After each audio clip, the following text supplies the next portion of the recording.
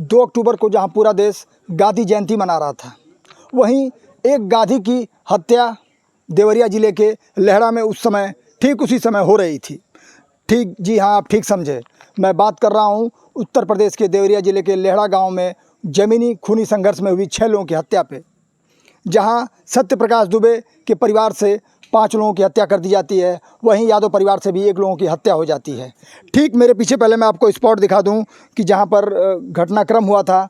ठीक आप मेरे पीछे देख रहे हैं कि ये पूरा इसको घेरा बनाकर रोका गया है, इसके अंदर कोई जा नहीं सकता है। और ये कहीं ना कहीं यहाँ पे प्रशासन के लोग भी, यहाँ पुलिस भी मुस्तैदी से यहाँ मुस्तैद है यहाँ पे, और सुरक्षा में लगी हुई है। कहीं ना कहीं इस संवेदनशील मामले को देखते हुए सुरक्षा बंदोबस्त कड़ा किया गया है, पूरे गांव को छावनी में तब्दील कर दिया गया है। और आपको बता दें कि इस घटनाक्रम को लेकर जो है कई तरह की मीडिया रिपोर्ट्स में कई तरह की बातें आई, लेकिन जहां 2 पक्षों में ये ज़मीनी खूनी संघर्ष हुआ, तो जहां एक तरफ यादव परिवार था तो दूसरी तरफ एक ब्राह्मण परिवार था।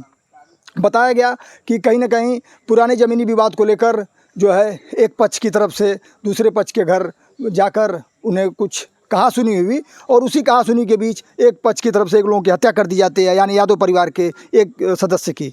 और उसके बाद यादव पक्ष के लोग जाकर उसके प्रतिकार में कहीं ना कहीं दूसरे ब्राह्मण परिवार के 5 लोगों की हत्या कर देते हैं। ये तो आरोप है और ये जांच का विषय है। लगातार इस पे कल पैमाइश भी कराई गई शासन की तरफ से। पैमाइश के बाद अब जो रिपोर्ट आएगी उस पर क्या कार्रवाई होती है। क्या ये भी लगाए जा रहे हैं कि आज हो सकता है कि रात्रि में बुलडोजर की कार्रवाई भी यहाँ हो, लेकिन इसमें कितनी सच्चाई है ये तो आने वाला वक्त बताएगा। लेकिन मीडिया रिपोर्ट्स और स्थानीय लोगों से बात करने पे ये जानकारी निकल कर आ रही है। फिलहाल ये पूरी घटनाक्रम को मैं बता दूं कि ये पूरा सत्यप्रकाश दुबे का ये घर, आप ठीक देखिए मेरे पीछे आप देखेंगे तो ये वही सत्यप्रकाश दुबे का घर है। और जहाँ पे आपको एक घेरा लगाया हुआ दिख रहा है, ये ठीक इसी घेरे के अंदर 5 लोगों की हत्या 2 अक्टूबर सुबह 6 बजे के आसपास बताई जा रही है कि कर दी जाती है।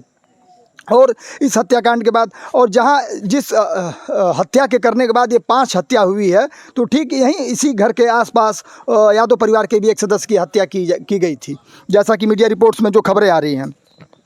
और पूरा मामला ज़मीनी विवाद बताया जा रहा है, जहां सत्यप्रकाश मिश्रा जो दुबे, माफ़ करिएगा, सत्यप्रकाश दुबे का परिवार 5 लोगों को खोकर सदमे में है। इस परिवार से भी आप लोग ग्रामीण हैं क्या यहाँ पे? अच्छा, आप चौकीदार हैं। थोड़ा सा मैं आपसे बात करूंगा चौकीदार साहब, कुछ अच्छा नहीं, वो बात हम नहीं करेंगे। ये बताइए, ये पूरा जो मामला हुआ है, तो आप लोग कौन से गांव के रहने वाले हैं? हम फतेहपुर के गाँव का। अच्छा, फतेहपुर के हैं। तो क्या लग रहा है आपको कि आप लोगों को जानकारी कब हुई इस घटना की? हम लोग नहीं जानते हैं। नहीं जानते? बाद में जानते, बहुत देर के बाद। हाँ, पूरा हल्ला हो गया तब सब जी क्या करें? सब हल्ला भइले तब कभी जानल, वैसे कोई भी नहीं जान पाया। अच्छा, हल्ला करने के बाद आप लोग जाने? कितने दिन बाद आपको जानकारी हुई? बहुत 12-1 बजे सब पुलिस आई तब को, पुलिस आई तब जानकारी हुई? उसको पहले नहीं किसी जानकारी। क्या लग रहा है, गलती किसकी लग रही है इसमें? इसमें किसकी गलती बताएं, जब कोई देखा नहीं तो किसी गलती बताएंगे। देखिए, ये चौकीदार हैं, गांव के नहीं हैं, और वो एक मोटरसाइकिल हमारे पीछे आ रही है, उसको पुलिस द्वारा रोका भी जा रहा है, और कहीं ना कहीं बताया जा रहा है कि पीछे कर लीजिए। और मैं आपको दिखा दूं कि ये स्पॉट है, आज पानी लाने वाले हैं। तो ये ग्रामीण कोई नहीं यहाँ पे नहीं है, और यहाँ पे आसपास मैं बता दूं कि यहाँ कोई भी ग्रामीण मौजूद नहीं है। इनका घर बिल्कुल एकांत में है, गांव से बिल्कुल बाहर की तरफ है इनका घर है। और ठीक आप देखिए तो आपको सामने ये एक रास्ता मैं कहूँगा दिखा दीजिए, जो सत्यप्रकाश दुबे के घर जो रास्ता आती है, रास्ता दिखाइए आप, इस रास्ते को दिखाइए जो रास्ता उनके घर आती है, आप समझ सकते हैं। और बगल में ज़रा दिखाइए, इस वन को भी दिखा दीजिए। तो यहाँ बिल्कुल सुनसान इलाका है ये, और यहाँ पर अगर कोई वारदात भी होगी तो हमको लगता है कि गांव वालों को ही पहले नहीं पता चल पाएगा कि कोई वारदात हुई है। ये इतना सुनसान इलाका है जहाँ सत्यप्रकाश दुबे का मकान है। आप देखिए, पुलिस प्रशासन के लोग यहाँ पे लगातार जो है बैठे हुए हैं, अपनी ड्यूटी को निभा रहे हैं। इधर मेरे पीछे भी आप देखिए तो ये लोग कहीं ना कहीं ड्यूटी निभा रहे हैं। गांव के चारों तरफ मैं आपको दिखा दूं तो ये छावनी में तब्दील है। आइए, बात करते करते थोड़ा अब हम बाहर की तरफ चलेंगे और आपको दिखाएंगे कि जिस रास्ते से जिस ज़मीन को लेकर विवाद हुआ है उस ज़मीन पर मैं आपको ले चलूँगा। कि यही वो खूनी ज़मीन है जिसमें इतना बड़ा संघर्ष हुआ और 2 परिवारों के 6 लोगों को मौत की नींद सुला दिया गया।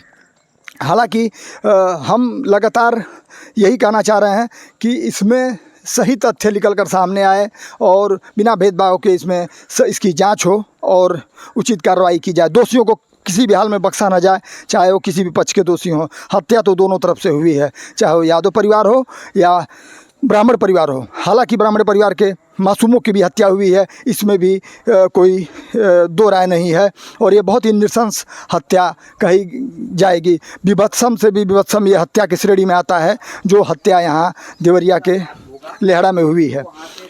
ठीक आप मेरे पीछे देखेंगे तो ये वही ज़मीन है जिस ज़मीन को 6 लोगों की हत्या लेहड़ा गांव में पिछले 2 अक्टूबर को की जाती है। सबसे विडंबना वाली बात यह है कि एक गाधी जो 2 अक्टूबर को जन्मा था और एक गाधी लेहड़ा में मारा गया। अब आप समझ लीजिए कि एक तरफ सरकार और तमाम संस्थान गांधी जयंती मना रहे थे तो वहीं लेहड़ा में एक गाधी का कत्ल हो रहा था। ये बड़ी विडंबना है। आप भी सोचिएगा, ये गौर करने वाली बात है।